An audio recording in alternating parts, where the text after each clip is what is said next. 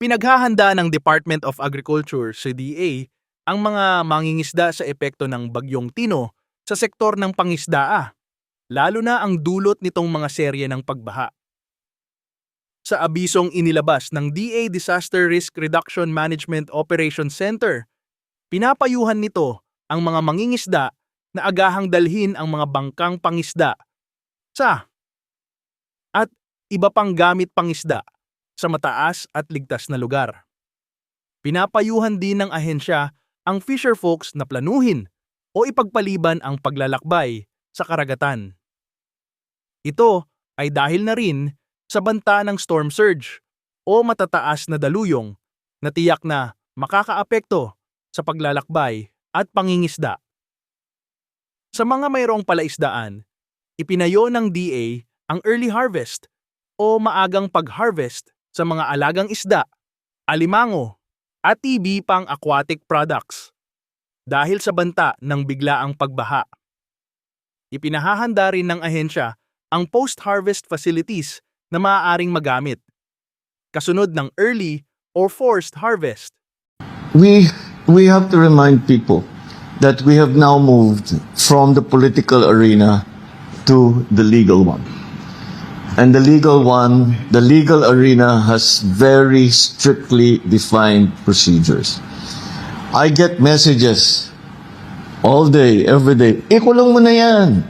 Alam naman natin kung sino sila. Ikulong mo na. Kunin mo lahat ng pera nila. Pagbenta mo na yung mga bahay nila, ibalik sa ano. What would then I be accused of if we did that? Secondly, if basta-basta lang tayo nasasabi, hindi maganda ebidensya, basta kasuhan mo na. Kung nanalo, kung maakwit, dahil hindi maganda ang pagkahanda ng kaso, technicality. Nagka-technicality. Can you imagine, these people who have stolen billions from the government and from the people, nakawala dahil hindi maganda ang pagka-handle ng ebidensya. That would be much worse result. So, due process must be observed. We must make sure na alam naman talaga natin kung sino sila. Kaya tiyakin natin na makukulong talaga sila. At ang kanilang mga ninakaw ay ibalik sa gobyerno, ibalik sa tao. But yung nagmamadali, yung hindi maaari yan. Hindi, delikado tayo. Kaya natin sabihin ko sa pulis, dakipin nyo na yan. Basta ikulong nyo, bahala na. Anong mangyayari doon? Sira yung kaso natin, and you cannot charge them again. There is that principle of double jeopardy in the law. So, what is more important? That we just file cases. Basta sige lang. Remember, nobody has gone to court yet. There's no conviction yet. And the court, marami pang, what is the process? Pagka binigyan yung may complainant sa ombudsman, sa DOJ, may preliminary investigation pa. Magbubuo ng investigasyon. Kailangan matibay-tibay yung ebidensya. Kasi kung hindi matibay yung ebidensya, makakawala yun, maakwit yun. Kaya tiyakin natin na matibay yung ebidensya. Hindi madaling gawin yun. Dahil yung iba, yung mga witness, yung ating mga resource person, hindi nagsasabi ng totoo, may mga tinatago, etc. etc. Kailangan ma-extract yun sa kanila, yung impormasyon na yun. Para gawing ebidensya, para madala sa kung saan man, sa sandigan, sa ombudsman, eto na yung kaso. At malalaman natin na tiyak na makita natin na yung talagang alam natin na gumawa ng katiwalian, na nagnakaw talaga sa gobyerno, ay magbabayad. And magbabayad they will pay for it with their liberty, and they will pay for it with treasure that they have taken away from government. Ang sabi ng Pangulo natin, kailangan bilisan na natin ang pananagot ng mga dapat managot. Kaya nga, makikita nyo ngayon lahat ng mga ahensya from ICI to the Department of Justice, to the Ombudsman, all other agencies, NBI, Solgen, AMLAC, no, everyone is all working together, kasama ang DPWH, para panagutin lahat ng mga dapat managot. At sa tingin ko, base na rin sa mga usapan namin ng ICI at ng Ombudsman, no, I think hindi na magtatagal at yung unang kaso na final natin nung September 13, magapit ng i-file at dahil doon, makikita nyo na yung mga unang mga tao na makukulong na. No? At sabi ko nga, tingin ko marami-rami ang magpapasko sa kulungan in the next few weeks and few months. No? Dahil nga, nagmadali tayong mag-file ng kaso. To date, I think there are roughly about 4 cases already filed with the Ombudsman. Yung Bulacan, na unang final natin, na 26 na katao, kasama yung 20 taga-DPWH at 6 na kontratista, kasama ang mga Diskaya, ang Wawaw, ang Sims, etc.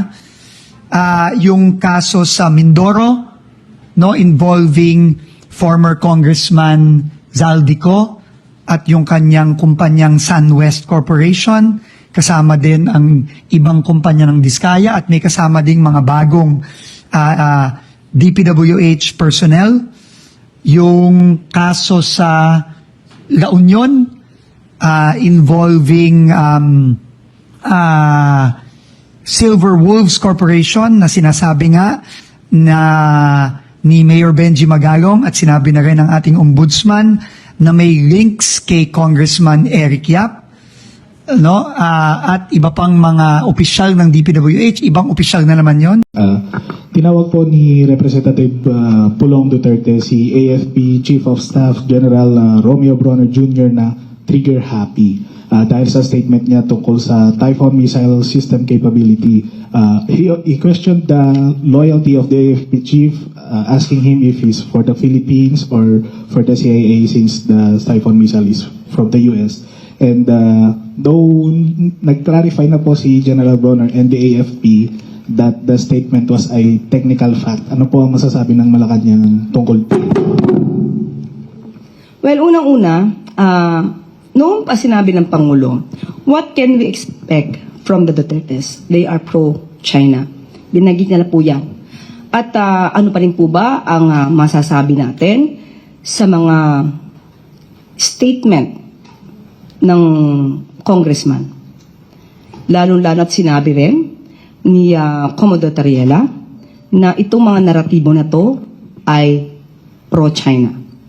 So, sila po ba na mga anak ng dating Pangulong Duterte ay lilihis pa po ba sa sinabi ng dating Pangulo? Meron po tayo dito, kung matatandaan niyo po, sinabi niya, Duterte says he is inutil, cannot do anything against China Sea aggression. Siguro natatandaan niyo po ito. So sila ba, na mga anak, sila po ba ang kukontra sa kanilang ama?